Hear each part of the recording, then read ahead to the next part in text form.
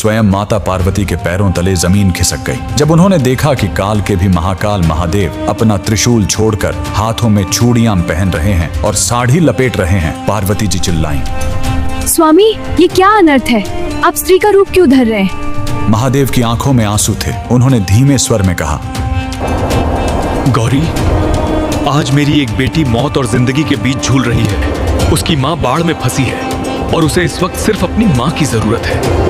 जी हाँ, महादेव एक औरत बनकर एक गर्भवती महिला की डिलीवरी कराने पहुंचे थे। आखिर वो भक्त कौन थी जिसने महादेव को दाई बनने पर मजबूर कर दिया? यह कहानी है दक्षिण भारत की रत्नावती नाम की एक परम शिव भक्त की। वह गर्भवती थी, समय निकट था। उसने अपनी माँ को बुलवाया था, लेकिन तभी कावेरी नदी में भयानक बाढ़ आ गई। उसकी माँ नदी के उस पार फंस गई। इधर रत्नावती को प्रसव पीड़ा शुरू हो गई। आधी रात, बिजली की कड़क, चारों तरफ सन्नाटा, घर में कोई नहीं। वो दर्द से तड़प रही थी और बस एक ही नाम पुकार रही थी, हे महादेव, हे मेरी माँ, मेरी रक्षा करो। कैलाश पर महादेव का आसन डोल गया। माँ पहुंच नहीं सकती थी, इसलिए महादेव ने स्वयं उसकी माँ का रूप धरा। अचानक रत्नावती के घर का दरवाजा धीरे से खुला। सामने उसकी माँ खड़ी थी। उस माँ ने रत्नावती का सिर अपनी गोद में रखा, उसे सहारा दिया, एक कुशल दाई की तरह उसके बच्चे का जन्म करवाया। पूरी रात महादेव एक औरत बनकर अपनी बेटी की सेवा करते रहे। उसे खाना खिलाया, लोरी गाकर सुलाया। सो जा मेरे लाल